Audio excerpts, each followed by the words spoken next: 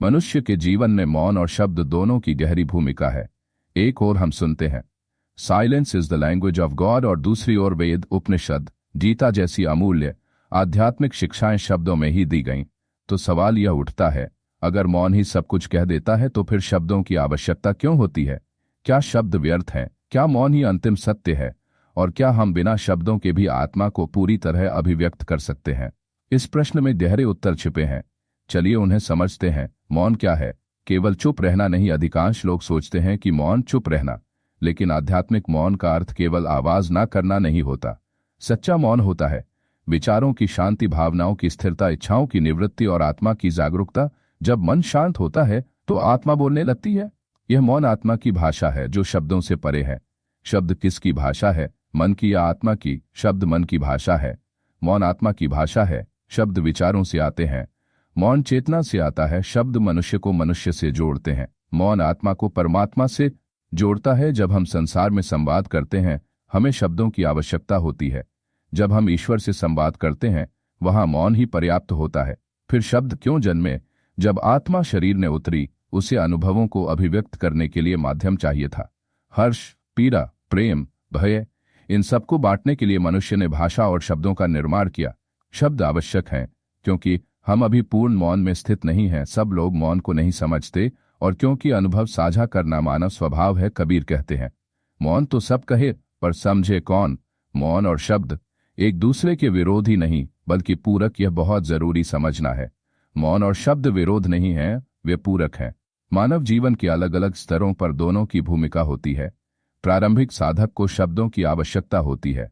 मंत्र, शास्त्र, प्रवचन मध्यम साधक मौन के स्वाद लेने लगता है। ध्यान, प्रार्थना उच्च साधक मौन में ही रमता है। वहां शब्द निष्क्रिय हो जाते हैं। ईश्वर मौन क्यों है?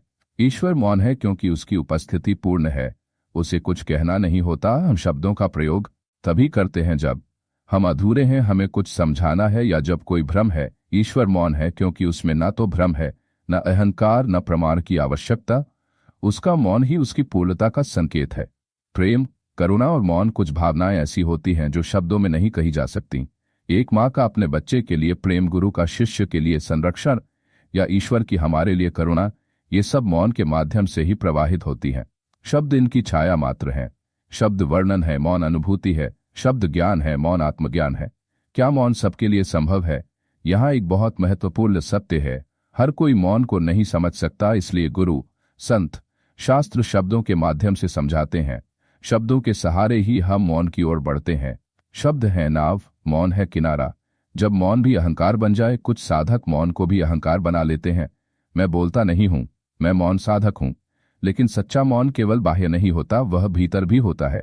अगर भीतर शोर है और बाहर चुप्पी, वह मौन नहीं, छलावा है। सच्चा मौन है जहां मैं भी मौन हो जाए। शब्द की एक विशेष भूमिका, करुणा का विस्तार। मान लीजिए आपके भीतर कोई दिव्य अनुभूति हुई। अगर आप उसे केवल अपने तक रखें तो वह एक सीमित अनुभव बन जाती है, लेकिन यदि आप उसे शब्दों में बांटते हैं तो वह किसी और के लिए प्रेरणा बन सकती है। यही कारण है कि महर्षि वेदव्यास ने शब्दों में महाभारत लिखा, तुलसीदास ने रामचरितमानस को शब्द रूप में रचा, योगानंद जी ने ऑटोबायोग्राफी ऑफ ए योगी शब्दों में उतारी। उनके अनुभव मौन में हुए, लेकिन उन्हें शब्दों में बांटना करुणा का कार्य था। एक आध्यात्मिक उत्तर, शब्द से मौन की ओर जैसे नदी समुद्र की ओर बहती है, वैसे ही शब्द मौन की ओर बहते हैं। शब्दों का परम उद्देश्य है हमें मौन में स्थित करना। मंत्र शब्द हैं, लेकिन वे अंत में मन को मौन करते हैं। भजन शब्दों से आरंभ होते हैं, लेकिन हमें समाधि में ले जाते हैं। सत्संग शब्दों से चलता है, लेकिन आत्मा में मौन भर देता है। इसलिए शब्द केवल माध्यम है मौन तक पहुंचने के। इस संसार में हम शब्दों से जन्मते हैं, माँ की पुकार से। फिर हम जीवन भर शब्दों से दुनिया को समझते हैं, समझाते हैं, लेकिन अंततः मृत्यु में हम मौन हो जाते हैं। सत्य यह है कि जीवन शब्दों से चलता है, लेकिन आत्मा मौन से फलती है। इसलिए शब्दों की आवश्यकता है, क्योंकि वे हमें वहां ले जाते हैं जहां शब्द समाप्त हो जाते हैं। मौन की उस परम स्थिति में मौन अंत नहीं है, मौन ही अनंतिम लक्ष्य है, और शब्द वह सेतु है जो हमें उस लक्ष्य तक पहुंचाते हैं।